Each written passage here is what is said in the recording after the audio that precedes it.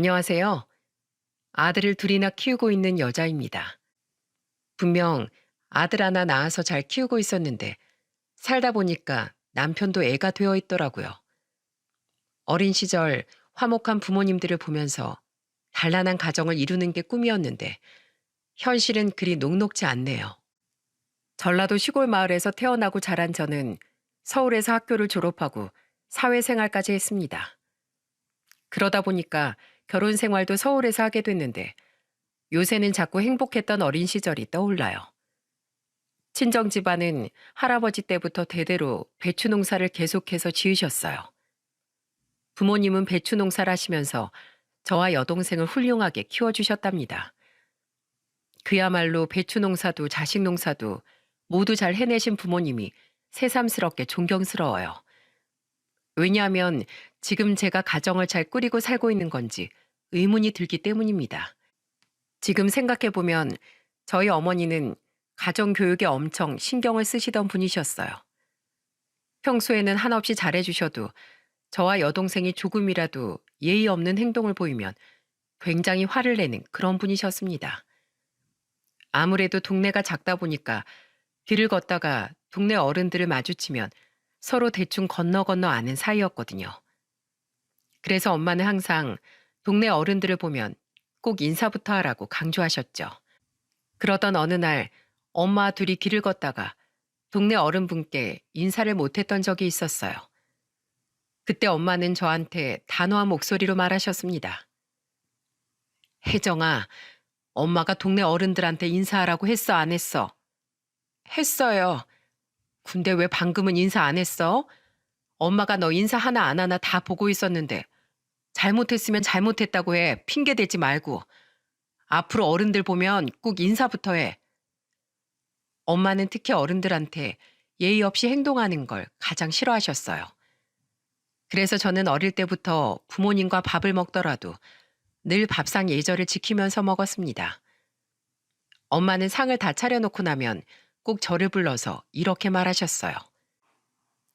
혜정아, 엄마가 상 다 차려두면 뭐 하라고 했지? 아빠한테 가서 아빠 진지 드세요 라고 말하라고 했어요. 옳지. 얼른 가서 아빠 모시고 와. 밥을 한 끼 먹더라도 꼭 이렇게 배울 것들을 알려주시던 분이셨습니다. 이런 엄한 엄마와 달리 아빠는 유머러스한 분이셨어요. 특히 술을 굉장히 좋아하셔서 술이 좀 들어가면 노래를 자주 부르셨어요. 그래서 어렸을 때부터 아빠 때문에 지금도 트로트 듣는 걸 굉장히 좋아한답니다. 또 아빠의 개그는 중독성이 있는 아재 개그도 많이 하셨어요. 거실에서 TV를 보다가 좀 심심하다 싶으면 괜히 절 불러서 엉뚱한 질문을 하셨습니다. 혜정아, 너 왕이 궁에 들어가기 싫어하는 걸 뭐라고 하는 줄 알아? 왕이 왜 궁에 가기 싫어해요? 그게 뭔데요? 모르지? 궁금하지? 네, 궁금해요. 왕이 궁에 들어가기 싫어하는 건 궁시렁, 궁시렁이야. 정말 어이없는 개그를 하고 아빠는 뭐가 그렇게 신나는지 혼자 배를 잡고 웃으셨어요. 이렇게 들어도 헛웃음이 나오지 않습니까? 이런 장난을 말하라고 하면 하룻밤이 꼬박 새도록 말할 수 있습니다. 이런 개그를 즐기던 아빠는 젊을 적이나 나이 든 지금까지도 이런 한결같은 유머 코드를 가지고 있는 유머러스한 분이셨어요. 엄마는 항상 이런 아빠를 보면서 단호한 목소리로 말하곤 하셨습니다. 애들 데리고 이상한 말장난 좀 하지 말고 책이나 좀 같이 봐. 뭐 하는 거야? 집에선 애들도 좀 쉬자. 학교에서 책 많이 봤겠지. 애들이 자꾸 보고 배우잖아. 얘들아, 너희 어서 가서 책 봐, 책. 엄마 아빠는 이렇게 정반대의 성격이었어요. 오히려 저희는 엄마가 교육에 신경 쓰다 보니까 좀 더 엄하셨고 아빠가 집안 분위기를 풀어주는 역할이었죠. 그야말로 아빠는 집안 분위기 메이커였어요. 두 분이 이렇게 역할이 정해져 있어서 저와 여동생은 부모님의 사랑을 듬뿍 받으면서 컸답니다.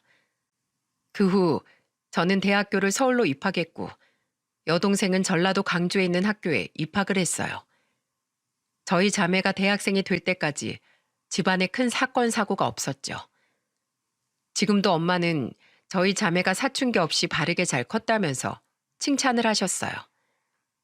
하지만 아무런 근심 걱정 없이 지내는 가족이 어디 있겠습니까?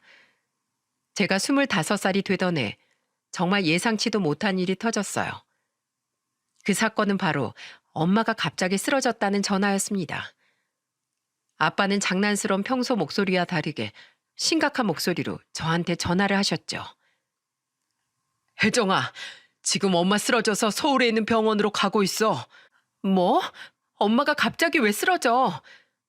일단 큰 병원 옮겨야 한다고 해서 가고 있어. 평소와 달리 심각한 아빠 전화에 저까지 당황스러웠어요. 그렇게 서울로 급하게 옮겨진 엄마의 병명은 뇌종양이었습니다. 저는 엄마의 병명을 듣고 정말 믿을 수가 없더라고요.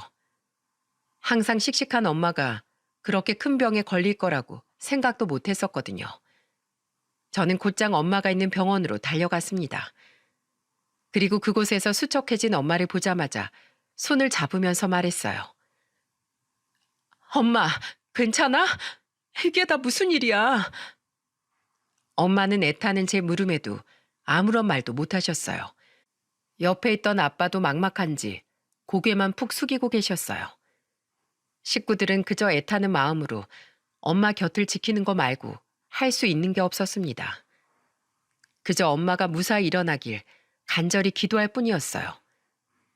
그 후 식구들의 간절한 바람이 하늘까지 닿았는지 엄마는 성공적으로 수술을 마칠 수 있었습니다.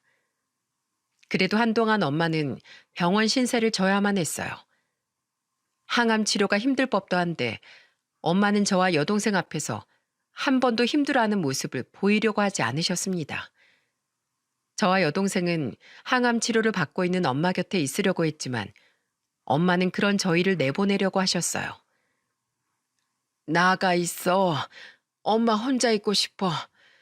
당신이 애들 좀 데리고 나가 있어줘. 엄마가 걱정되는 마음에 옆을 지켜주려고 해도 힘든 모습을 보여주기 싫어서 저희를 나가라고 하더군요. 그렇게 엄마는 방사선 치료와 항암 치료 등 힘든 치료를 거의 혼자서 다 이겨내셨어요. 힘겨운 치료 끝에 엄마는 점점 건강을 회복해 나가기 시작했습니다. 점점 회복하는 엄마 모습을 보고 그제야 안심이 됐어요. 결국 엄마는 다시 고향 전라도로 내려갈 수 있을 만큼 건강을 회복했습니다. 이런 큰 시련을 겪고 저희 가족들은 더 끈끈하게 똘똘 뭉치는 계기가 됐었죠. 제가 서울로 올라온 뒤로 부모님께 전화도 자주 못 드렸다는 걸 그때 깨달았어요.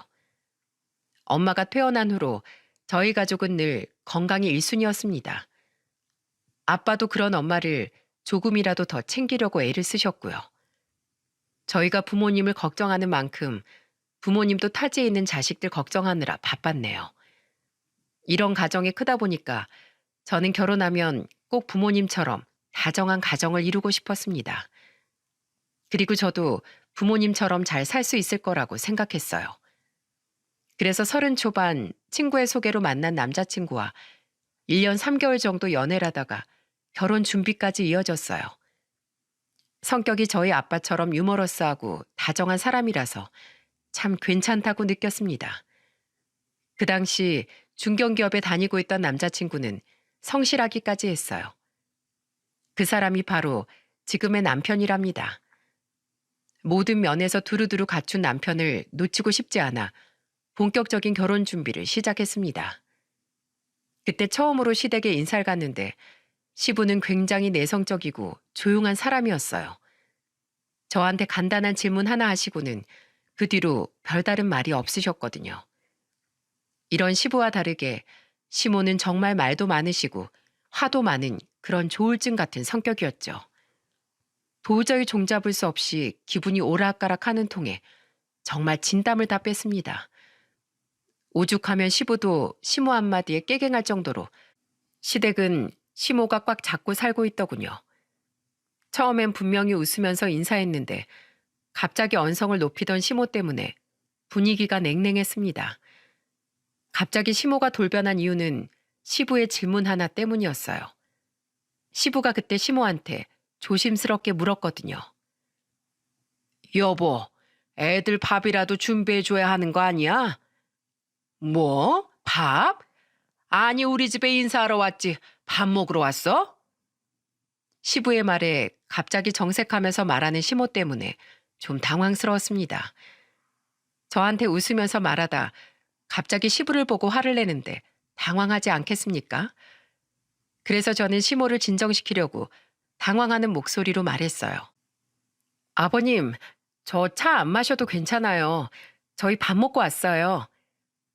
넌 그럼 그걸 제대로 말을 했어야지. 시부한테 화내던 시모의 불똥이 저한테 튄 거예요. 그 순간 남편이 당황해서 시모를 말리면서 말했습니다. 엄마, 괜히 왜 자꾸 화를 내요?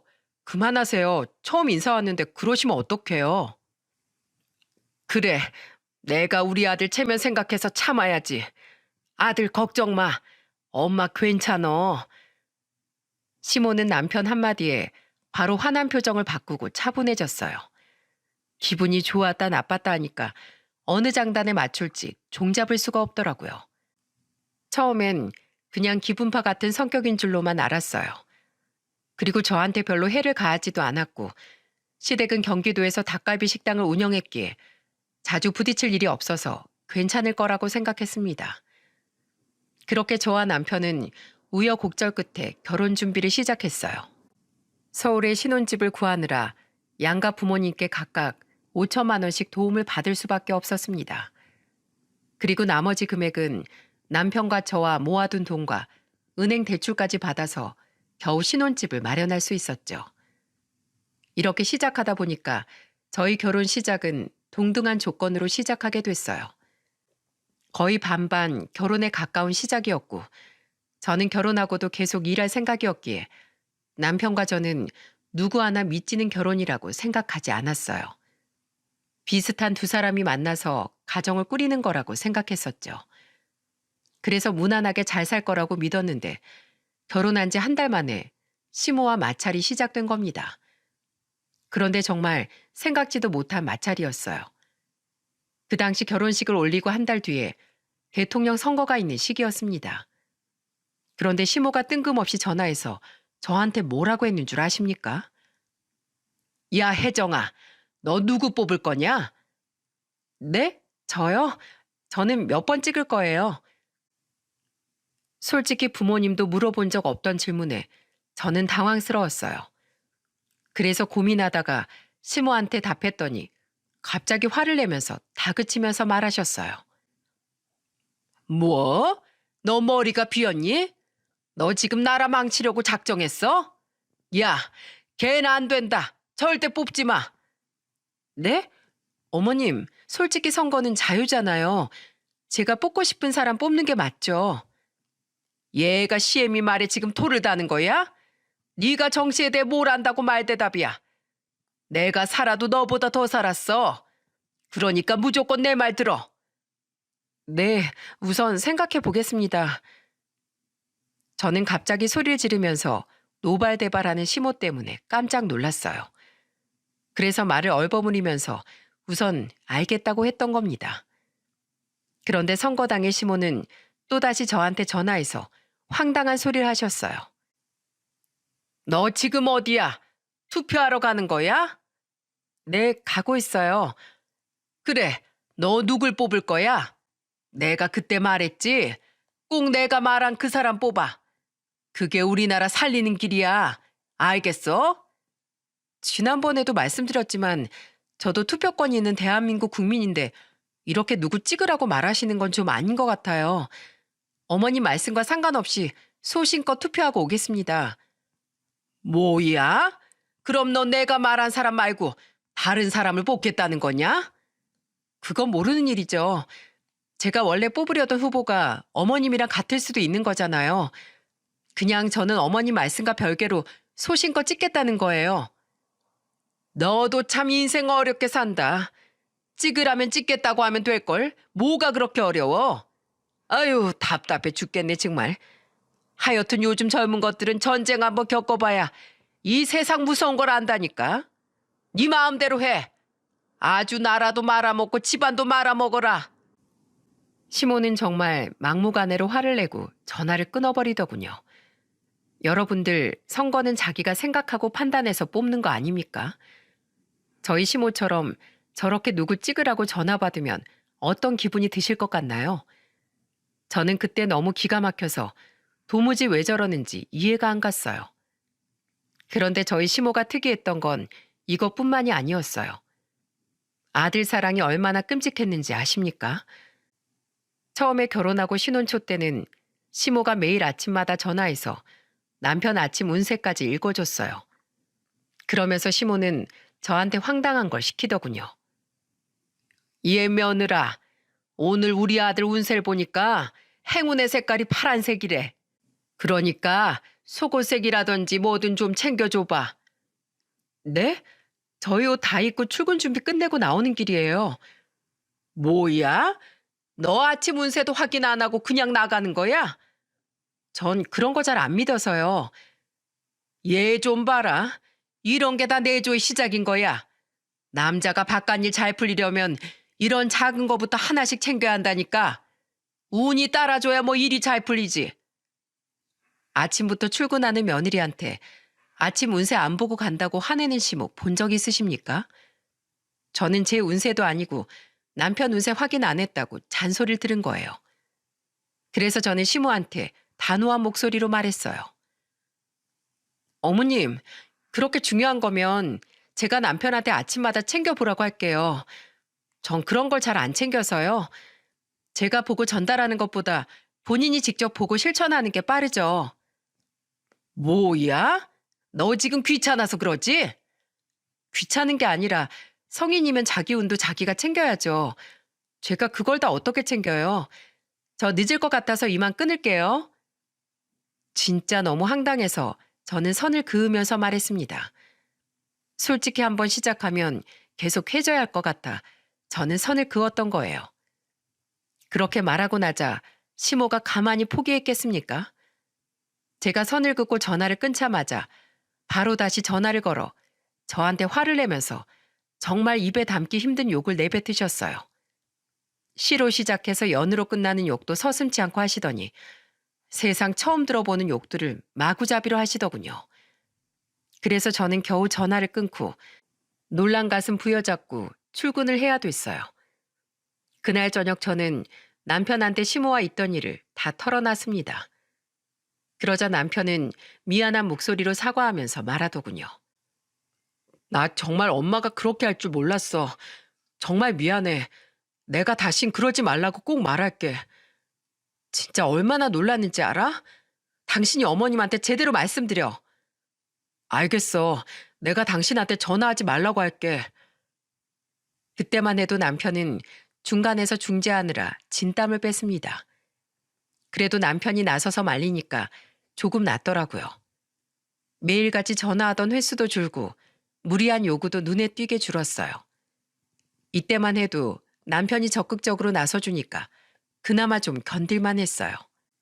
그 후 저는 임신을 하게 되면서 입덧이 점점 심해지는 바람에 육아휴직을 조금 일찍 시작하게 됐습니다. 그런데 제가 육아휴직을 내고 집에 있다는 걸 시모가 알게 된 거예요. 시모는 제가 몸이 좋지 않다는 걸 알면서도 괜찮냐고 한 번도 물어본 적이 없어요. 그러면서 시댁에는 매일 제가 전화하길 바라시는 겁니다. 그런데 남편도 처음엔 제 편을 들어주더니 이런 식으로 분란을 자주 겪다 보니까 나중엔 제 탓을 하기 시작하더군요. 저도 시모 전화에 지쳐서 남편한테 하소연하게 됐습니다. 여보, 어머님이 계속 나한테 당신 뭐 먹었는지, 컨디션은 괜찮은지 자꾸 나한테 뭐라고 하시는데 당신이 말 좀 해주면 안 돼? 나 어머님 전화 너무 힘들어. 요즘도 당신 운세 나한테 보내주면서 당신 챙겨주라고 한다니까? 그럼 그냥 좀 대충 둘러대고 끊어. 아니 그리고 우리 엄마가 식당 와서 일하라는 것도 아니고 전화 한 통 하는 게 뭐가 어려워? 뭐? 전화 한 통? 그럼 당신 우리 엄마한테 전화 한 통 한 적 있어? 결혼하고 나서 한 번도 전화 안 드렸잖아. 남자랑 여자랑 같아? 당신은 출가 외인이잖아. 뭐? 요즘 그런 게 어디 있는데? 다시 한번 말하지만 당신이 우리 집안에 한 만큼 할 거니까 그렇게 알아. 왜 당신은 안 하면서 나한테 왜 그렇게 많은 걸 바라는 건데? 그냥 말을 말자. 마음대로 해. 저는 정말 남편 머리를 한 대 쥐어받고 싶었어요. 정말 남편은 남의 편이라 남편이라더니 시간이 지나니까 남편은 제 편이 아닌 것만 같았습니다. 그래서 임신 기간 종종 싸우다가 아들이 태어나자 다시 다정한 남편이 됐어요. 아무래도 아이가 태어나니까 집안 분위기가 달라지는 게 있더군요. 그래서 저는 남편이 이제야 정신을 차리고 가정적인 가장이 되려고 노력하는구나 생각했습니다. 큰아들이 돌이 지날 때까지 남편은 시모 전화도 대신 받고 분란을 최대한 막으려고 노력했었죠. 그렇게 부단히 노력한 세월이 5년이었어요. 신경전 같은 날들이 흐르던 어느 날, 결국 큰 사건이 하나 터지고 말았습니다. 그날은 형님과 제가 시댁에서 김장을 하는 날이었어요. 평소 저와 친했던 형님은 미리 전화해서 걱정하면서 전화도 해주셨어요. 동서, 회사 일로 바쁘면 굳이 안 와도 괜찮아. 아니에요, 형님. 혼자 그걸 다 어떻게 하세요? 꼭 갈게요. 정말 시댁에서 유일한 제 편은 형님뿐이었어요. 그런데 하필이면 일주일 뒤 김장하는 전날 밤 제가 딱 맹장이 터진 겁니다. 그래서 남편도 저랑 병원에 가느라 시댁에 못 갔습니다. 그때 남편이 큰 시숙한테 전화해 제가 맹장이 터졌다고 말해주고 있었어요. 그래서 시댁에 못 갔더니 시모의 반응이 어땠는 줄 아십니까? 남편이 큰 시숙이랑 통화하고 있던 와중에 소식을 들은 시모한테 전화가 걸려왔더군요. 어쩔 수 없이 저는 전화를 받았는데 받자마자 시모의 호통을 치는 목소리가 들렸습니다. 야, 너 지금 누굴 바보로 알아? 너 김장하기 싫어서 꾀병 부리는 거지? 어? 어머님, 꾀병이라뇨. 저 정말 맹장 터져서 수술까지 했어요. 내가 그걸 믿을 것 같아? 그렇게 억울하면 진단서라도 가져와. 진단서요? 며느리 그렇게 못 믿으세요? 정말 너무하신 거 아니에요? 저 환자예요. 지금 너무하다고 했냐? 내가 진짜 너 아주... 제가 너무한 거 아니냐고 하자 시모는 또 육두문자가 섞인 말을 막 내뱉었어요. 쌍욕도 그런 쌍욕이 없었습니다. 씨로 시작하는 욕부터 개로 시작하는 욕까지 저는 시모한테 별별 연소리를 종류별로 들었습니다. 너무 많이 들어서 노이로제에 걸릴 정도였죠. 그때 시모가 하는 욕을 저는 모두 통화 녹음을 하고 있었어요. 왜냐하면 시모는 항상 흥분한 상태에서 욕을 했기 때문에 진정하면 들려주려고 했던 겁니다. 한참을 욕하던 시모가 조금 잠잠해졌을 때 저는 시모한테 말했어요. 어머님, 다 하셨어요? 이제 욕 다 하신 거죠? 대단하세요. 욕 다 하셨으면 전화 끊을게요. 그리고 저한테 하신 욕 그대로 돌려드릴 테니까 듣고 제 기분이 어떨지 제발 생각이라는 걸 좀 해주세요. 아시겠어요? 이렇게 말하니까 시모는 건방지다고 또 계속 전화가 왔어요. 어떻게 김장 한 번 안 갔다고 아픈 며느리한테 이럴 수가 있는 겁니까? 그때 김장에 못 간 게 시모한테는 미안하지 않았어요. 오히려 형님이 고생할 거 생각하면 너무 미안하더라고요. 형님은 저보다 나이가 한 살이 더 많았는데 굉장히 나를 동생처럼 따뜻하게 대해주는 사람이었거든요. 제가 시모와 갈등의 골이 깊어질수록 명절이나 제사 때 완전히 찬밥 신세였어요. 그런데 형님이 그때마다 절 많이 챙겨주셨죠. 시모가 얼마나 유치했냐면 제사를 다 지내고 밥을 먹는데 제 밥만 안 주기도 했습니다. 저는 제 밥이 상위에 없는 걸 보고 황당했는데 그걸 바로 알아챈 형님이 저한테 자기 밥을 주면서 말하더군요. 동서, 이거 먹어. 이거 새 밥이야. 내가 숫자를 잘못해서 밥이 하나 모자라네. 내가 얼른 가져올 테니까 이거 먹어. 아니에요, 형님. 제가 다녀올게요. 아유, 됐어. 내가 가져오면 돼. 얼른 앉아서 먹어. 그때 분명히 시모가 밥을 준비하는 걸 봤는데 형님은 제가 민망하지 않게 해주려고 직접 가져온다고 한 겁니다. 그러자 시모는 그런 며느리들을 보고 혀를 차면서 말하더군요. 아유, 진짜 우리 집 며느리들은 다 왜 저 모양이야? 내가 살 수가 없어. 아유, 속 터져 정말. 대체 며느리들이 뭘 잘못했다고 저러는지 도무지 이해가 안 갔어요. 정말 형님이 아니었으면 이혼을 해도 진작에 이혼을 했을 겁니다. 그만큼 늘 시댁과 불안한 관계로 살았죠. 그래서 답답하면 도망치듯 전라도에 있는 제 친정으로 가서 쉬고 왔습니다. 조금만 가면 바닷가도 있었기에 마음도 편해지고 좋더군요. 이 정도로 답답한 상황에 남편 놈이 제대로 사고를 치고 말았어요. 그래도 남편이 사고 안 치고 있는 걸로 위안 삼던 저는 정말 망연자실했습니다. 어느 날 갑자기 남편이 사직서를 냈다면서 뜬금없는 말을 하는 거예요. 저는 잘못 들었나 싶어서 다시 물었습니다. 뭐? 당신 회사에 뭘 내고 왔다고? 사표 냈다고. 힘들어서 더는 못 버틸 것 같아서 나도 오래 고민하다 낸 거야. 당신 미친 거 아니야? 갑자기 뜬금없이 사표를 내면 어떡해. 밑에서 치고 오고 위에서 누르고 같이 일하는 사람들이랑도 사이도 안 좋아서 얼마나 힘든 줄 알아? 괜히 따돌림 당하고 있는 기분이었단 말이야. 그렇다고 해서 무작정 그만두면 어떡해. 무슨 대책을 세우고 나서 일자리 구한 다음에 그만뒀어야지. 대체 무슨 생각으로 사표를 낸 건지 남편이 이해가 안 갔습니다. 아들이 좀 커서 저도 따로 일하고 있긴 했는데 워낙 나가는 돈이 많아서 혼자서 버는 건 역부족이었어요. 그런데 이미 사직서를 냈다는데 어쩌겠습니까?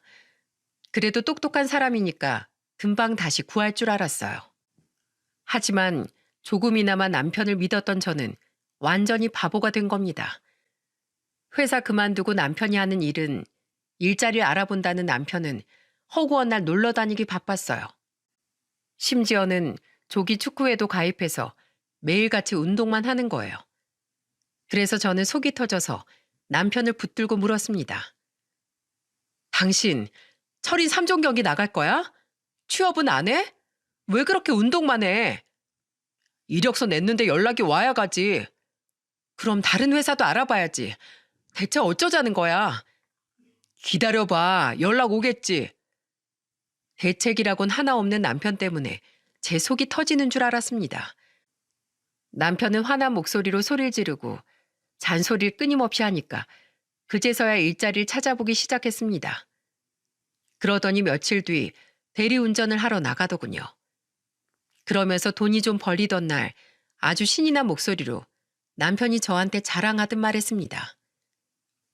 여보, 나 오늘 20만 원 벌었어. 이것 좀 꾸준히 하면 괜찮을 것 같은데? 여보, 대리운전은 그냥 부업이고 본업을 빨리 찾아야지. 당신 능력 되잖아. 눈을 좀 낮춰서 무조건 좋은 회사만 찾지 말고 좀 적당한 곳을 찾아봐야지. 아니, 나도 커리어가 있는데 그런 작은 회사를 어떻게 다녀? 어쩜 생각이 그렇게 짧은지 남편은 돈이 벌린 날은 대리운전 할 만하다면서 기뻐하더라고요. 그래도 꾸준히 다니기라도 하니까 그나마 다행이라고 생각하려고 했습니다. 하지만 남편이 잘 다닌다 싶었는데 대리운전을 하다가 술에 취한 손님하고 시비가 붙었던 겁니다. 상황만 보면 만취한 손님이 먼저 남편한테 시비를 걸었던 거예요.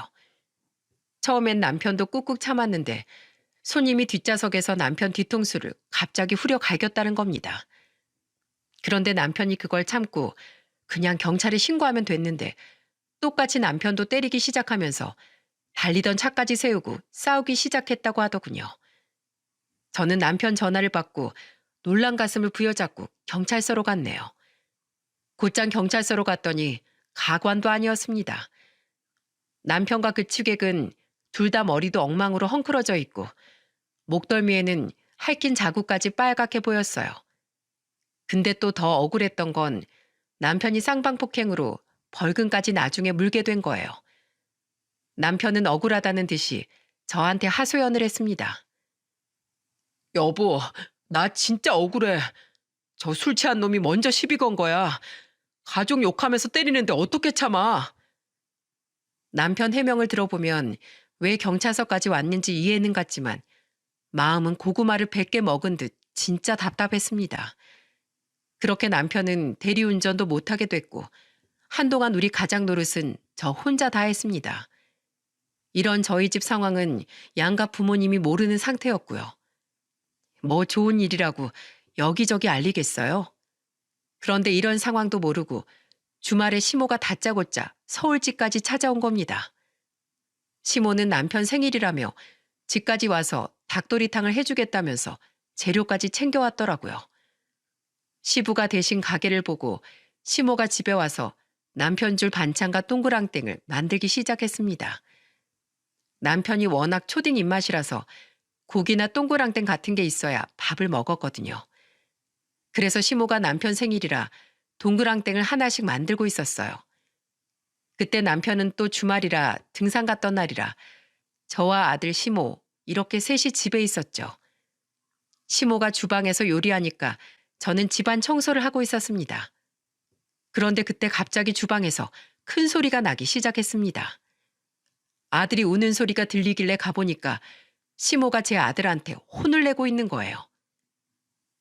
야, 너 가정교육 그렇게 배웠어?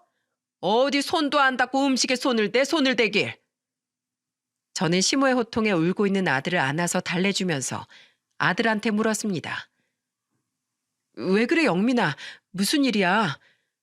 엄마, 할머니가 막 화내. 난 동그랑땡 하나만 먹으려고 했는데. 주변을 보니까 바닥에 동그랑땡이 나뒹굴고 있었어요. 알고 보니까 8살 아들이 동그랑땡을 보고 그걸 손으로 집어 먹으려다가 미끄러지면서 접시를 바닥에 떨어뜨리고 만 겁니다. 그러자 시모는 저한테 화를 내면서 소리쳤어요. 넌 대체 이 새끼 교육 어떻게 시킨 거야? 할머니가 음식을 만들고 있으면 가만히 있어야지. 왜 어슬렁거리면서 손으로 음식을 집어먹어? 내가 우리 아들 주려고 이거 얼마나 열심히 구웠는데. 난 내 아들 이런 식으로 안 키웠다. 근데 얜 왜 이렇게 애가 경우가 없어? 그래도 남도 아니고 어머님 손주잖아요. 얼마나 먹고 싶었으면 그랬겠어요. 그리고 애가 실수도 좀 할 수 있는 거지. 그거 가지고 이렇게 소리 지르고 화내시는 건 너무하시잖아요. 제가 억울한 목소리로 말하자 시모는 또 욕을 하기 시작했어요. 그때 저는 정말 그 욕을 듣다가 너무 억울해서 또 한 번 소리쳤습니다. 욕 좀 그만하세요. 전 뭐 욕할 줄 몰라서 안 하는 줄 아세요? 어른이면 어른답게 말하셔야죠. 뭐야? 이게 그래도 뭘 잘했다고 큰 소리야? 어디서 못 배워먹은 버릇이야? 그러더니 시모는 손을 들어서 제 뺨을 후려쳤습니다. 순식간에 벌어진 상황에 저는 제 뺨을 부여잡고 서 있었어요. 그러자 아들이 제 앞을 가로막으면서 시모한테 소리치더군요. 할머니, 엄마 때리지 마요. 엄마 때리지 마. 그 순간 진짜 그냥 눈물만 나오더라고요. 아들까지 옆에서 이렇게 울고 있으니까 저도 이성을 잃고 말았습니다. 그래서 차마 시모를 때리지 못하고 바닥에 있던 동그랑땡을 한 움큼 잡아서 시모한테 던져버렸어요. 그리고 시모한테 악을 쓰면서 소리쳤습니다. 지금 저 때리셨어요? 세상에 어느 때인데 며느리 뺨을 쳐요? 그리고 교육은 어머님 아들이나 시키세요. 지금 어머님 아들 1년째 백수거든요? 뭐야? 우리 아들이 1년째 백수라고? 모르셨죠? 네, 지금 1년째 놀고 먹고 있어요. 아니, 근데 왜 나한테 말 안 했어? 그게 뭐 좋은 일이라고 말을 해요. 그동안 진짜 옆에서 많이 버텼어요. 그런데 지금 제 뺨을 치세요? 저 교육시키지 마시고 어머님 아들이나 똑바로 교육시키세요. 지금도 일자리 구할 생각 안 하고 등산하러 갔거든요. 앞으로 며느리 대접받기 힘드시겠네요. 제가 시모한테 화를 내면서 말하고 있는데 마침 남편이 들어왔습니다. 완전 난장판이 된 집을 보고 남편이 깜짝 놀란 표정을 짓더군요. 그래서 저는 남편을 보면서 소리쳤습니다. 야, 넌 네 엄마랑 평생 살아. 알았어? 난 더 당신 이런 집안에 도저히 못 살겠으니까 알아서 해. 내가 결혼 생활 동안 이혼 생각 한두 번 한 줄 알아? 당신하고 우리 애만 바라보고 살았는데 이젠 더는 못 참겠어. 뺨까지 맞고 이런 수모를 겪으면서까지 못 살아. 저는 그렇게 시모와 남편한테 목전껏 소리친 뒤 아들을 안고 집을 나왔습니다. 그때가 한 10월쯤이라 기온차가 있어서 저녁에는 좀 쌀쌀했어요. 그 날씨에 아들 손을 잡고 길을 걷는데 그냥 하염없이 눈물만 났습니다. 그래서 저는 친정엄마한테 전화를 걸었습니다. 엄마, 뭐 하고 있어? 쉬고 있지. 뭐야, 너 지금 우는 거니? 우는 거야? 아니에요. 빨리 말해. 너 지금 어딘데? 밖이야? 엄마 또 쓰러지는 꼴 보고 싶어? 끝까지 숨기려고 했지만 엄마의 한마디에 모두 말할 수밖에 없었습니다. 제 말을 모두 들은 엄마는 화를 내면서 말하더군요. 뭐라고? 뺨을 쳐? 엄마 내일 당장 아침 첫차로 올라갈 테니까 딱 기다려. 그렇게 저는 그날 밤 찜질방에서 아이와 같이 잠을 잤어요. 그리고 엄마는 다음 날 첫차로 서울까지 오셨고 같이 밥을 먹었습니다.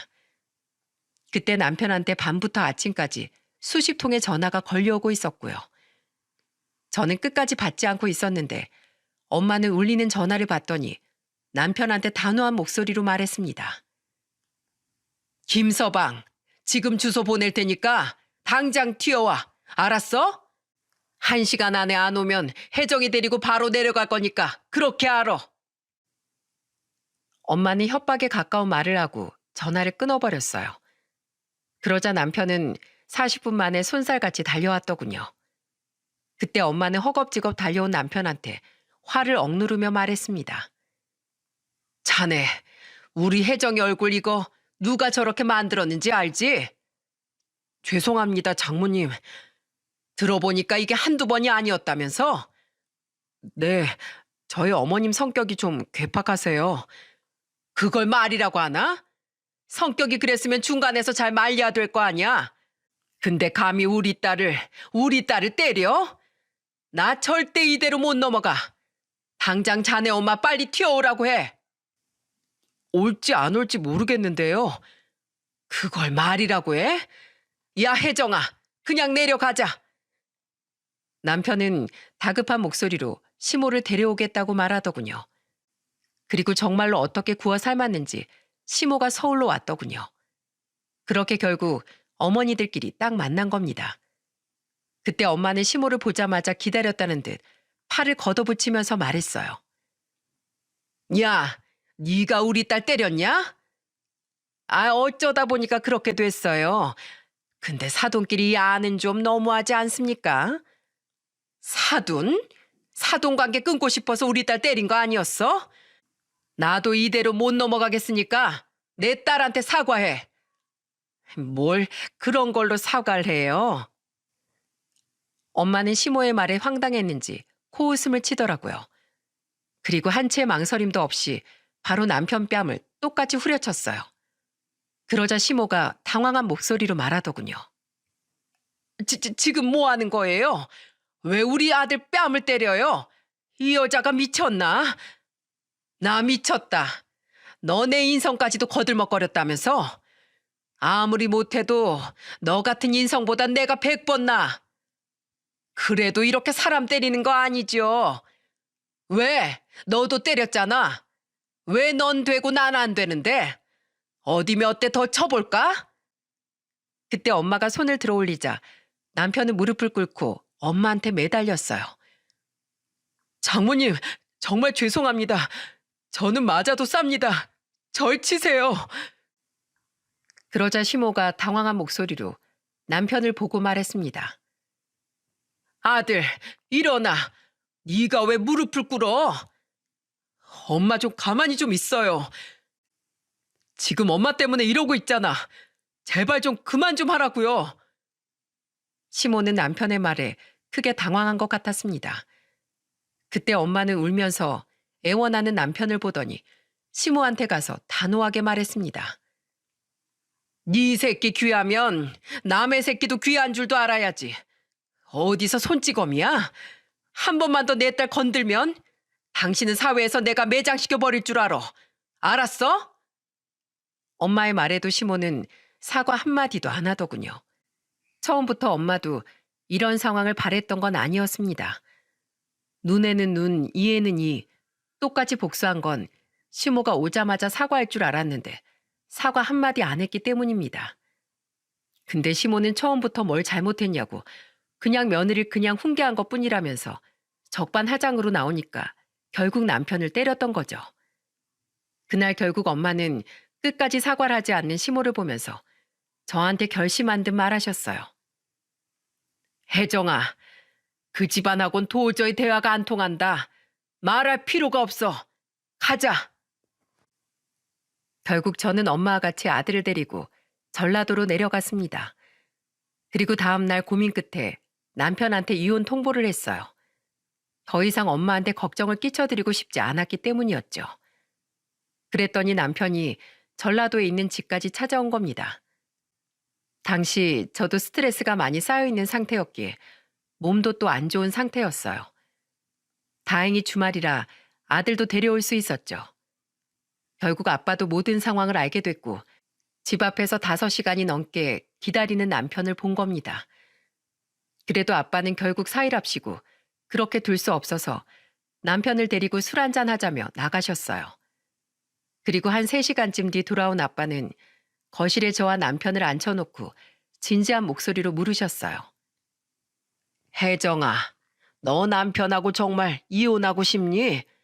아니면 시댁 문제 때문에 그러는 거야? 정말 남편이 싫다고 하면 이 아빠도 지금 김서방 서울로 올려보낼 거야. 근데 만약에 시댁 때문이면 방법을 찾아보자. 애도 있는데 이성적으로 해결해야지.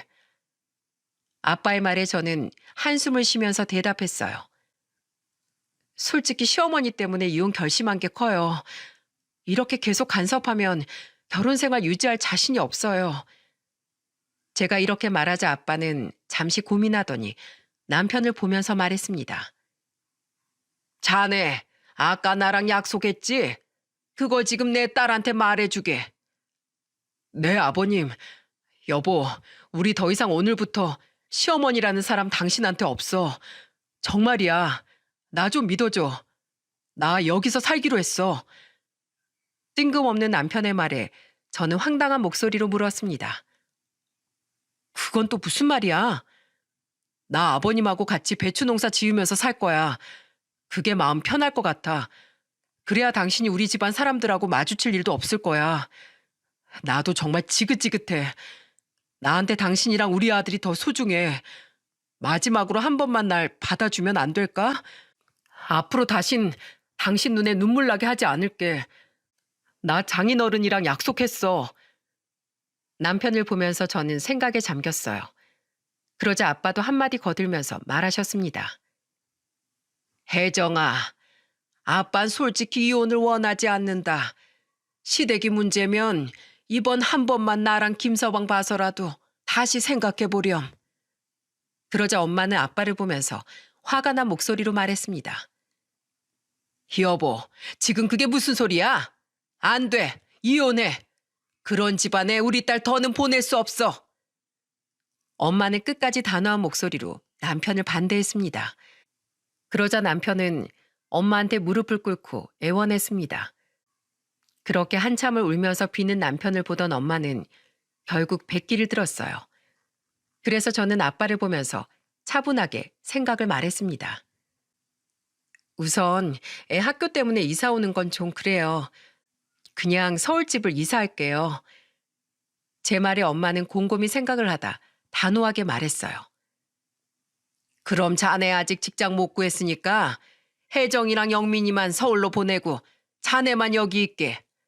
여기서 일하는 거 보면서 우리 집 사이가 될 자격이 있나 없나 볼 거야.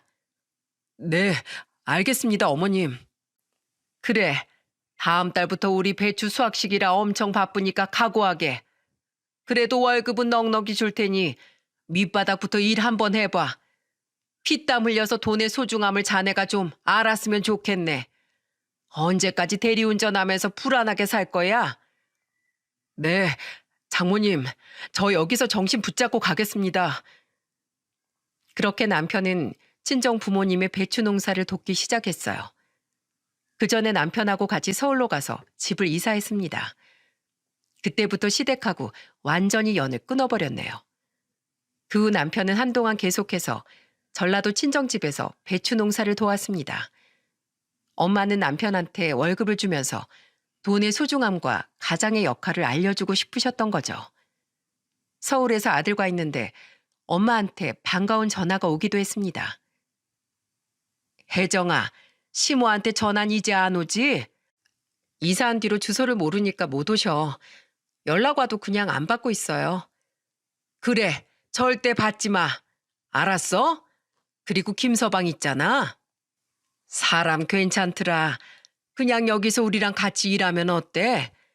좀 약해 빠진 건 있는데 책임감도 강하고 일도 얼마나 열심히 하는데. 어젠 글쎄 네 아버지랑 술 한잔하다 울면서 말하더라. 이제야 가장 역할이 어떤 건지 알겠다는 거야. 그리고 이렇게 포기하지 않고 안아줘서 감사하다고 아주 펑펑 울더라니까. 정말? 나한테 얘기 없었는데? 김서방 두고 보니까 나쁜 사람은 아니야. 좀 약한 모습이 있어서 그렇지. 내가 좀 사람 만들어서 보낼 테니까 조금만 기다려라. 알았지? 밥도 2그릇씩 챙겨주면서 얼마나 잘 있는데. 일하고 먹는 밥이 꿀맛이라고 아주 밥도 복스럽게 먹는데 아주 보기 좋아. 그렇게 남편은 친정에서 한동안 배추 농사를 하면서 시간을 보냈습니다. 바쁜 시기가 지나고 서울로 올라온 남편은 저를 보자마자 안아주면서 말했습니다. 당신 부모님 대단하더라. 완전히 스파르타식으로 교육시키는데 얼마나 무서웠는지 몰라. 장모님한테 내가 배울 점이 너무 많더라고. 말은 무섭게 하셔도 날 얼마나 이렇게 신경 썼는지 몰라. 동네 사람들한테 막 우리 사위라고 자랑하시는데 그럴 때마다 내가 어깨가 으쓱하더라니까. 그랬어? 여보, 지금까진 당신이 우리 집안의 중심이었다면 앞으로 내가 중심 잡아서 내가 더 열심히 할게. 당신과 우리 애를 위해서라도 어떠한 힘든 일이 있더라도 포기하지 않을게. 진짜? 우리 남편 그동안 많이 변했네. 그럼 이번에 제대로 배웠어. 그런 의미로 우리 가족, 우리 화이팅 한번 할까? 영민아, 너도 와. 엄마 아빠랑 파이팅 하자. 영민이는 신이 나서 달려오더니 남편 손 위에 자기 손을 올려놓더군요. 저도 그 위에 손을 얹었고 그렇게 세 가족 손이 모이자 남편은 힘껏 소리쳤습니다. 자, 하나, 둘, 셋, 화이팅! 영민이가 폴짝 뛰어오르면서 파이팅을 하면서 즐거워했어요. 달라진 남편의 모습에 얼마나 기뻤는지 모릅니다. 그 후 남편은 완전히 달렸고 운 좋게도 다시 회사에 취직할 수 있었어요. 예전엔 툭하면 힘들다고 하던 남편이 이제는 힘들다는 말도 안 해요. 그게 저는 가장 신기했답니다. 비록 저희 부부는 결혼 생활에 한 번의 위기를 겪었지만 지금은 순탄하게 잘 지내고 있습니다. 위기를 기회로 바꿔준 친정 부모님께 그저 감사할 뿐이랍니다. 지금은 1년 정도 지났지만 아직 시모와는 풀리지 않았습니다. 아마 시모와 관계를 회복하는 건 시간이 좀 걸릴 것 같네요. 지금도 가끔씩 귀에서 시모가 하던 욕이 환청처럼 들릴 정도예요. 그래도 남편은 시댁에 자유롭게 다니고 있답니다. 절대 저희 이사한 집 주소는 알리지 않고 남편만 시댁에 다니고 있어요. 언제까지 이렇게 지낼지 모르겠지만 시간이 조금 걸릴 것 같네요. 이혼이 쉬운 시대라곤 하지만 한 번 맺은 부부의 연을 쉽게 끊을 수야 있겠습니까? 이혼하는 이유가 있다면 지금 배우자를 선택해서 결혼한 이유도 있었겠죠. 그러니까 다시 초심으로 돌아가 서로에 대해 다시 생각해 볼 수 있던 좋은 기회였어요. 제가 이렇게 사연을 보낸 이유는 명절이 이혼 위기로 가는 부부들이 가장 많은 때라고 하지 않습니까? 그래서 저는 부부들이 쉽게 가정을 포기하지 않길 바라는 마음에 사연을 보내게 됐습니다. 분명 같이 노력하다 보면 달라질 희망이 보일 거예요. 그러니까 처음 결혼을 결심했던 순간처럼 서로를 좀 더 믿어주셨으면 좋겠습니다. 모두 즐거운 한가위에 가족들과 화목한 명절 보내시길 바랄게요. 모두 행복하세요.